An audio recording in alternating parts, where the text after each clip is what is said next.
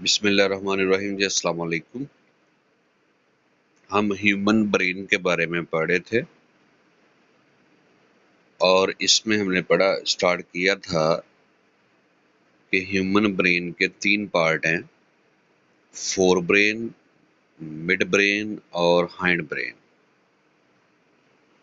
और fore brain के हम फर्दर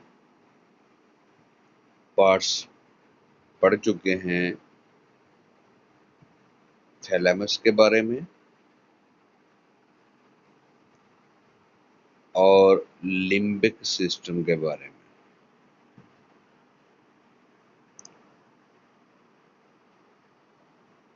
और लिम्बिक सिस्टम के फर्दर 3 पार्ट आपको बताए थे, हाइपोथैलेमस, हिप्पोकैम्पस और अमिगडैला। इनके बारे में हम बात कर चुके हैं। और आज हमने फोरब्रेन का थर्ड पोर्शन पढ़ना है, दैट इज सेरिब्रम।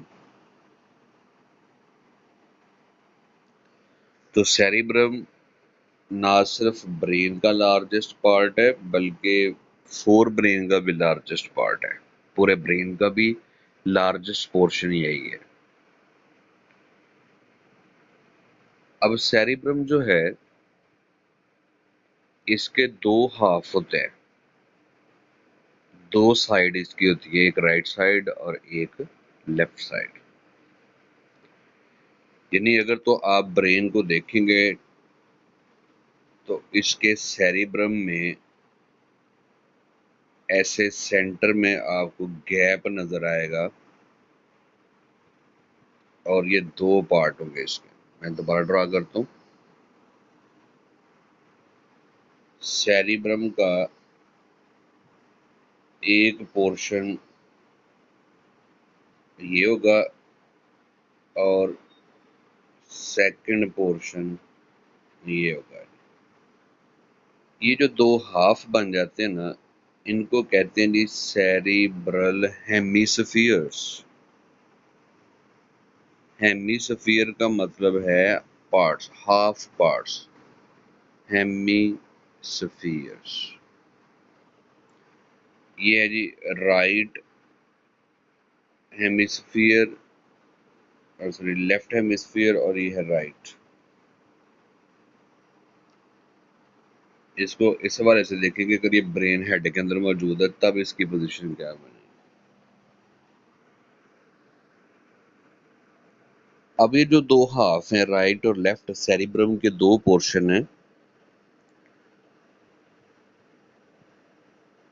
ये दोनों आपस में कनेक्टेड है। और इनको कनेक्ट करने के लिए इन दोनों के दरमियान एक बंडल ऑफ न्यूरॉन के एक्सॉन्स का एक बंडल नजर आता है। इस बंडल को नाम देते हैं कार्पस कैलोजम।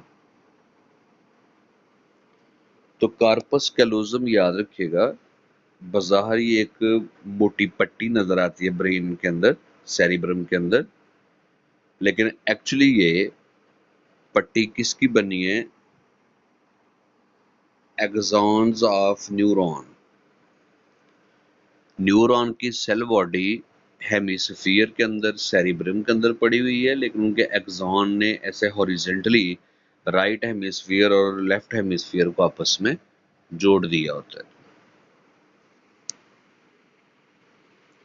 तो कार्पस कैलोजम क्या है? न्यूरॉन के एक्सॉन्स हैं, उनका बंडल बना हुआ है और उस बंडल ने राइट लेफ्ट हेमिस्फीयर को आपस में जोड़ा हुआ है। इसको आप यहाँ पे देख सकते हैं।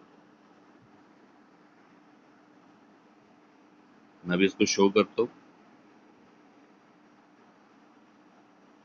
अगर तो आई थिंक सो मैंने ऐड किया था।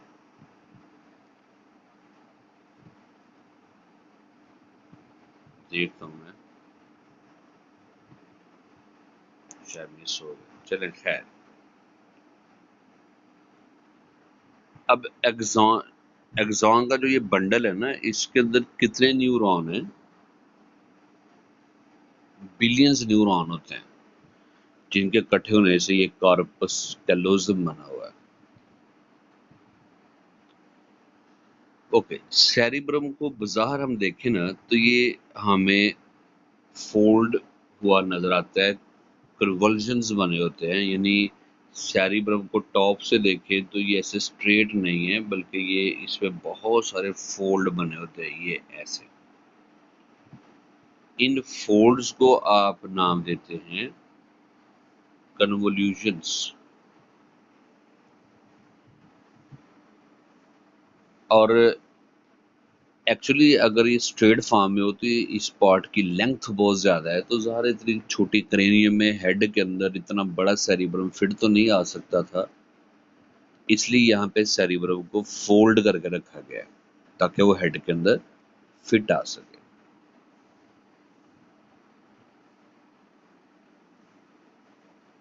अब सेरिब्रल का ये जो अपर पोर्शन है इसको कहते हैं जी सेरिब्रल कॉर्टेक्स, जो आपको किस फॉर्म में नजर आ रहा है, बल्क हाई फॉर्म में नजर आता है। और इस हिस्से का आउटर पोर्शन का पर्पस क्या है? नंबर वन, ये नर्व इंपल्स को रिसीव करता है रिसेप्टर में से, प्रोसेसेस इट, इसका तज्जिया करता है कि ये किस किस्म की जो है किस तरह के रिसेप्टर की तरफ से ये मैसेज आया है, और इस इंफॉर्मेशन को एज मेमोरी स्टोर भी कर लेते हैं ताकि मुस्तकबिल में दोबारा कभी ज़रूरत पड़े तो इसी स्टिमुलस को, इसी इम्पल्स को जो है या इसी स्टिमुलस को यूज़ किया जा सके। उसके अलावा वॉलंटरी मूवमेंट जितनी आपकी बॉडी की होती हैं वो भी इसी पार्ट ने कंट्रोल करनी होती है। और थिंकिंग का जो प्रोसेस है जिसके बारे में साइंटिस्ट को कोई ज़्यादा इतना भी बहुत ज़्यादा एक्सप्लोर नहीं हुआ कि थिंकिंग कैसे करते हैं इंसान, सोचने का मतलब ब्रेन में कैसे सरंजाम पाता है, तो थिंकिंग जो है वो उसका ताल्लुक भी सेरिब्रम के साथ ही है। मैं ये पोर्शन अभी आपको शो करवाता हूँ, सेरिब्रल कॉर्टेक्स।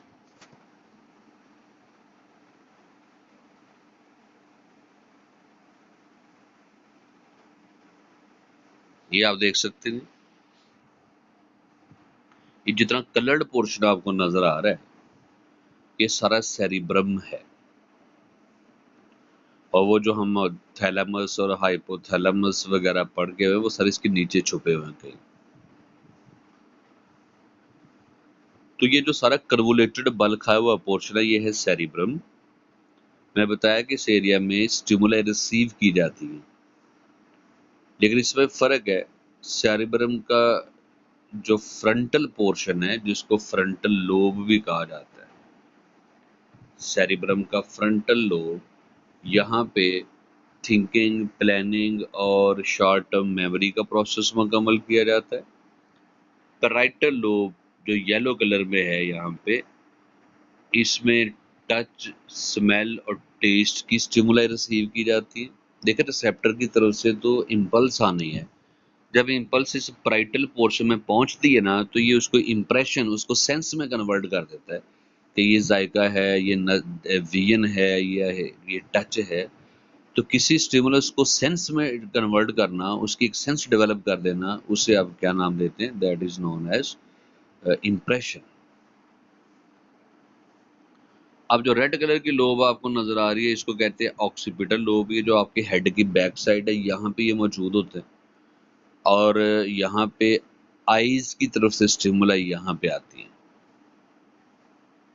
और टेम्पोरल लोब, ये जहाँ पे हमारे कान होते हैं हेड के ऊपर, इस जगह पे सेरिब्रम होता है। इसके थोड़ा ऊपर हेड के अंदर सेरिब्रम का कौन सा पोर्शन होता है, टेम्पोरल लोब होता है, और ये भी मेमोरीज में, याददाश्त में अपना बड़ा अहम किरदार अदा करता है।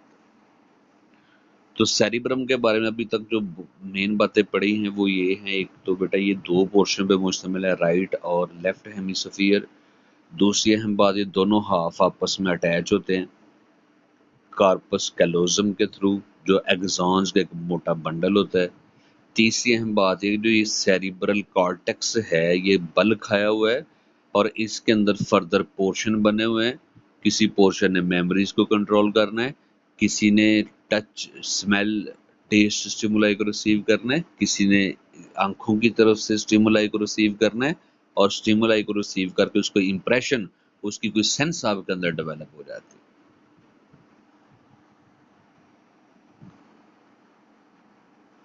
उसके बाद ही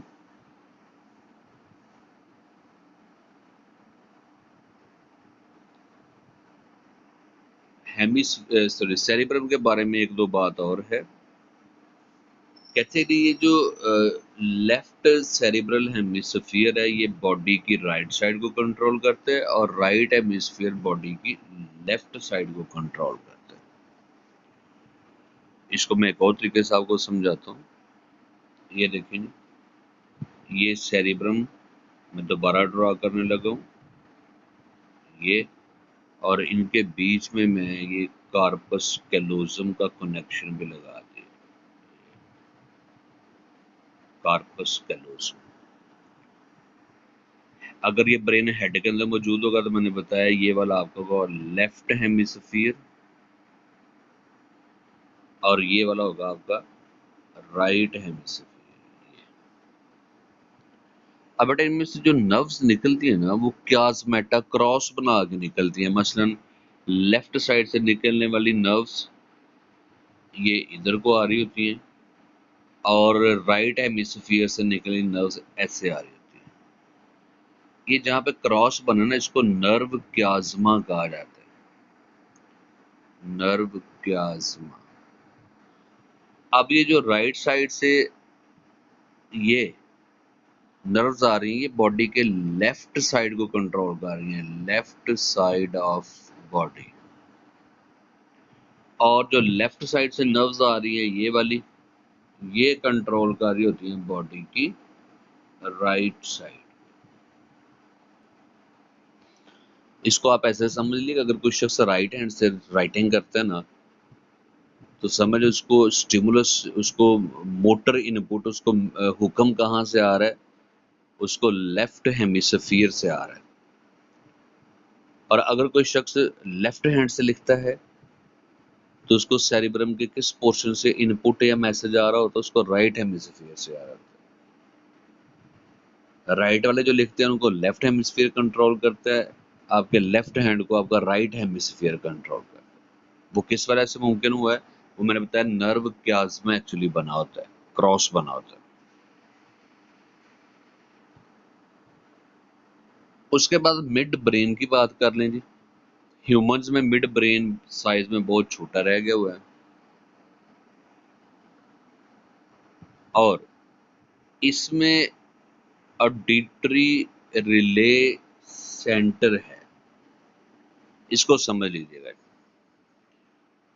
रिले का समझ लें कि यहाँ पे कोई इंटर न्यूरॉन है, एसोसिएटिव न्यूरॉन है। ऑडिटरी कहते हैं ईयर को। तो कानों में से जो इम्पल्स आती है वो पहले मिड ब्रेन में आती है, फिर यहाँ से ये ब्रेन के दूसरे पार्ट तक पहुंचती है, सेरिब्रम वगैरह तक, ताकि वहां से इसके लिए रिस्पांस क्रिएट किया जाए। तो रिले का मतलब ये है कि इसने इम्पल्स रिसीव की फ्रॉम ईयर्स, कानों में से, और फिर आगे ट्रांसफर कर दिया। रिले का यहाँ पे मतलब अब इसको आगे ट्रांसफर करेगा, यहीं से रिस्पांस नहीं आएगा, बल्कि इसको ट्रांसफर कर देगा ब्रेन के सेरिब्रम की तरफ, और वहां से रिस्पांस दिया जाएगा।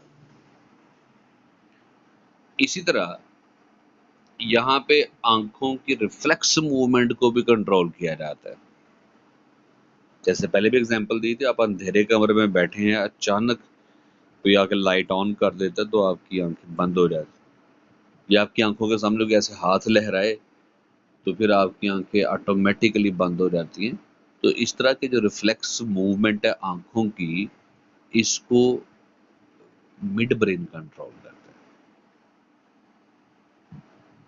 और फर्क देखे, कानों को ये डायरेक्ट कंट्रोल नहीं करता, कानों की तरफ से आने वाली स्टिमुलाई को ये आगे ट्रांसफर कर देता है, जबकि आंखों को ये डायरेक्ट ही कंट्रोल कर लेता है।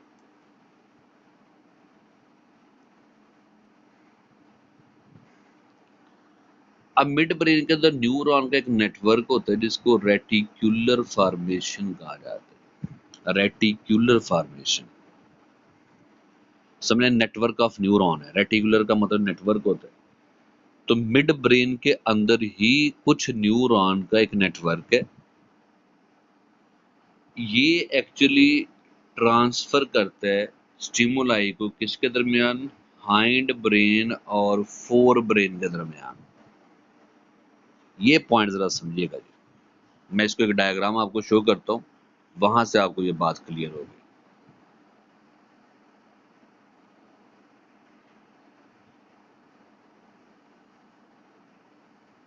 ये डायग्राम देखिएगा जी बच्चों। इसमें ये सारा पोर्शन तो हो गया जी फोर ब्रेन,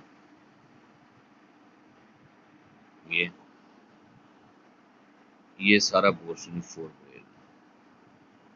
और ये जो पॉन्स के ऊपर मैंने लाइन लगाई है, ये इसके नीचे नीचे सारा हाइंड ब्रेन है। ये जिसको मैंने रेड कलर से सर्कल कर दिया है बेटा, ये हाइंड ब्रेन है। Hind brain. और जितने हिस्से को मैं ब्लू कलर से लेबल करने लगा हूं बेटा, मिड ब्रेन सिर्फ इतना है। इसलिए हमने कहा कि ह्यूमंस में ये बड़ा छोटा रह गया हुआ है। This is mid brain.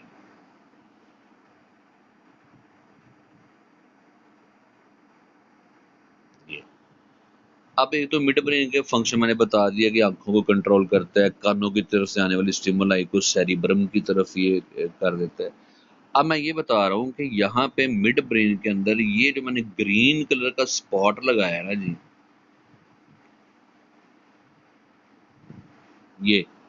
ये बेटा रेटिकुलर फॉर्मेशन है, न्यूरॉन का नेटवर्क है, मिड ब्रेन के अंदर है। अब देखिए न्यूरॉन का एक कनेक्शन है हाइंड ब्रेन के साथ और एक कनेक्शन है इधर फोर ब्रेन के साथ। बीच में कौन है, मिड ब्रेन है। तो मिड ब्रेन के ये ऐसे न्यूरॉन है जो हाइंड ब्रेन की तरफ से आने वाली स्टिमुलाई को फोर ब्रेन की तरफ ट्रांसफर करते हैं, या फोर ब्रेन की स्टिमुलाई को या इम्पल्सेस को हाइंड ब्रेन की तरफ ट्रांसफर कर देते हैं। या सादा तरीन अल्फाज में समझ लें, रेटिकुलर फॉर्मेशन न्यूरॉन का नेटवर्क है, मिड ब्रेन के अंदर है, और इसका काम हाइंड ब्रेन और फोर ब्रेन को आपस में कनेक्ट करना होता है।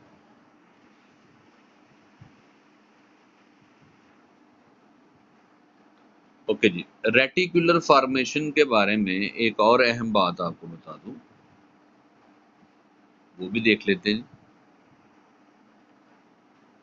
ये screening input information before reach higher brain centre. Higher brain centre आप समझ लें कि ब्रेन के दूसरे पार्ट हैं, जैसे सेरिब्रम वगैरह हैं। तो ये मोस्टली रिले सेंटर है कि मुख्तलिफ तरफ से आने वाली जो स्टिमुलाई हैं उनकी स्क्रीनिंग करते हैं कि किस स्टिमुलस का ताल्लुक कानों के साथ है, किस स्टिमुलस का ताल्लुक किस चीज़ के साथ है, तो उस तरफ इनको ट्रांसफ़र कर देता है। ये रिले सेंटर है। अब हम ब्रेन के लास्ट पोर्शन की तरफ आते हैं जी, हाइंड ब्रेन की तरफ।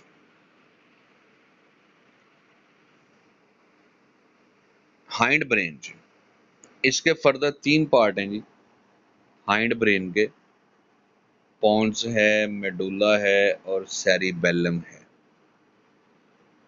पहले तो इनकी लोकेशन भी देख लें कि ये कहाँ पे होते हैं तीनों पार्ट। ये डायग्राम में दोबारा दिखाता हूँ, ये चेक करें। मिड ब्रेन से नीचे पहले पॉन्स आता है, या आप कह लें ये हाइंड ब्रेन का पहला पार्ट होता है जी, पॉन्स। फिर दूसरे नंबर पे मेडुला ऑब्लोंगेटा, और तीसरे नंबर पे होता है जी सेरिबेलम। ये सेरिब्रम नहीं है, सेरिबेलम है। सेरिब्रम फोर ब्रेन का पार्ट है और सेरिबेलम हाइंड ब्रेन का पार्ट। तो हाइंड ब्रेन जो है, यानी ब्रेन का जो लास्ट पोर्शन है, ये एक्चुअली फर्दर तीन पार्ट्स पे मुश्तमिल है, पॉन्स, मेडुला ऑब्लोंगेटा और सेरिबेलम। इनके फंक्शन अलग अलग देख लेते हैं हम।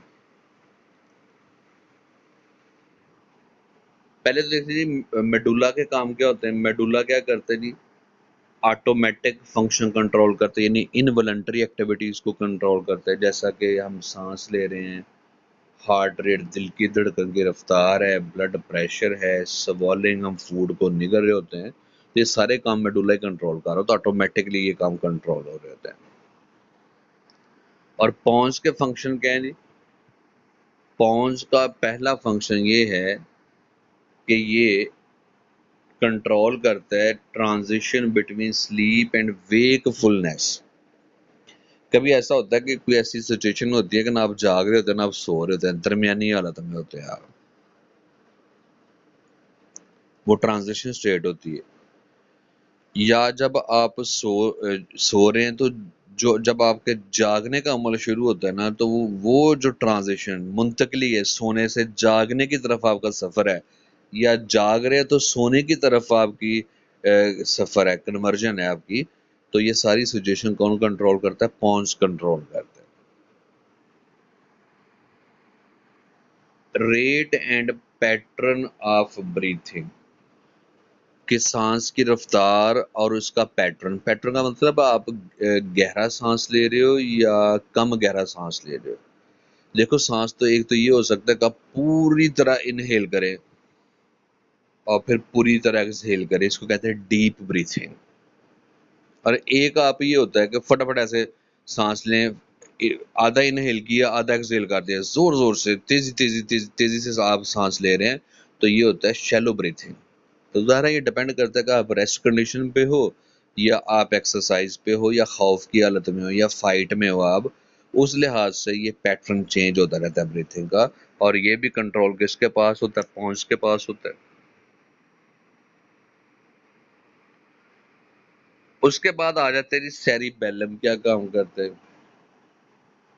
ये बॉडी मूवमेंट्स की कोऑर्डिनेशन करता है।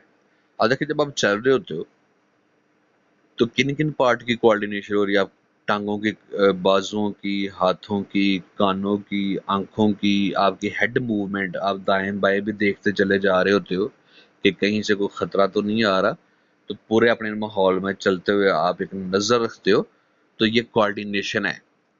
और मेरा ख्याल है कि जो कोऑर्डिनेशन की सबसे बेहतरीन एग्जांपल ये है कि जब हम चल रहे होते हैं तो फिर देखें हमारे कौन कौन से बॉडी पार्ट हमारा हमें हेल्प आउट कर रहे होते हैं। और अगर ये कोऑर्डिनेशन खराब हो जाए तो ज़ाहिर है चाल में लड़खड़ाहट पैदा हो जाती है, और वो चलने का जो स्टाइल होता है वो यकीनन उसको फिर नॉर्मल नहीं कहा जा सकता। तो सेरिबेलम का यही बड़ा काम है कि ये चलते हुए मूवमेंट के दौरान हमारे तमाम बॉडी पार्ट को आपस में कोऑर्डिनेट करता है। इसकी वजह से हमारी मूवमेंट्स बड़ी स्मूथ और नॉर्मल रहती हैं, बैलेंस में रहती हैं। और इसके अलावा मेंटेन बॉडी पोजीशन, ये आपकी बॉडी पोजीशन को भी मेंटेन करता है। मसलन आपको साथ साथ आगाही मिल रही होती है कि आपकी बॉडी दाएं तरफ झुकी हुई है, बाएं तरफ झुकी हुई है, या स्ट्रेट है बिल्कुल, या इसकी पोजीशन है नॉर्मल है। देखिए ना, आईज आप मतलब ऐसे आईज बंद करके भी आप अपने बॉडी पार्ट को मूव करें ना, हाथ पाँव हिलाएं, तो आपको पता चल रहा होता है कि ये अच्छा आप राइट साइड पे बाजू हिला रहे हो, लेफ्ट साइड पे हिला रहे हो। तो आपको ये इंफॉर्मेशन कौन दे रहा है जी? आपका सेरिबेलम दे रहा होता है इंफॉर्मेशन। आपकी बॉडी पोजीशन, बॉडी पार्ट की पोजीशन को ये मेंटेन कर रहा होता है, मॉनिटर कर रहा होता है, उसको चेक कर रहा होता है। उसके अलावा जी सेरिबेलम इन्वॉल्व्ड है learning and memory storage for behaviour. ये तो मेमोरी स्टोरेज होती है बेटा जजमेंट के लिए, डिसीजन मेकिंग के लिए, दलाइल देने के लिए, वो सेरिब्रम कंट्रोल करता है। अगर मेमोरी किस पर्पज के लिए स्टोर की गई है? जजमेंट, डिसीजन मेकिंग, रीजनिंग, दलाइल देने के लिए, तो बेटे वो सेरिब्रम का काम है। लेकिन अगर याददाश्त जो है वो आप कोई बिहेवियर शो करने के लिए दी जा रही है, तो इस याददाश्त को, इस चीज़ को सेरिबेलम कंट्रोल। मैं एक एग्जांपल देता हूँ। सपोज आप रास्ते में जा रहे हैं तो आपको एक डॉग नजर आता है, आपने उस डॉग को देखते ना भागना शुरू कर दिया। तो किसी ने पूछा कि उससे तो आप, वो अभी तो वो दूर है, तो आपने पहले, उन्होंने कहा नहीं जी, पिछली दफा ये हुआ था, पिछले हफ्ते में यहाँ से आया था, तो ये काटता है, इसने काटा है 2-3 लोगों को, मैंने देखा था। तो अब आपने जो बिहेवियर शो किया है कि उसको देखते ही आपने भागना शुरू कर दिया, अपनी याददाश्त की बुनियाद पे आपने किया। और ये सबसे अहम बात कि बिहेवियर और याददाश्त का कितना गहरा ताल्लुक है, बच्चों में आप ऑब्जर्व कर सकते हैं। बच्चे देखे, वो बहुत छोटे बच्चे जो दूध पीने की उम्र के होते हैं, अभी जो सही तरह चल भी नहीं पा रहे होते, उनके क्या होते हैं, हर चीज को पकड़ते हैं। वो कीड़ा मकोड़ा है, वो क्या है, कोई भी उसको नहीं इस बात की समझ होती, लेकिन वो सीखता जाता है। अगर किसी चीज को पकड़ा है, उसे नुकसान हुआ, तो आइंदा वो दोबारा उस चीज को नहीं पकड़ेगा। उससे बिहेवियर डेवलप कर लिया कि ये चीज डैमेजिंग है, नुकसान देती है। तो ये जो बिहेवियर शो करने के लिए आपकी याददाश्त होती है ना, काम में लाई जाती है, ये सेरिबेलम ही कंट्रोल करता है। और बर्ड्स में खास तौर पे जो फ्लाइट का प्रोसेस है ना, इसमें सेरिबेलम का बड़ा इंपॉर्टेंट रोल है। और अगर सेरिबेलम बात की जाए कि किन एनिमल्स में हाईली डेवलप है, तो बेटा वो बर्ड्स में सबसे ज्यादा हाईली डेवलप्ड। तो that's all about today lecture.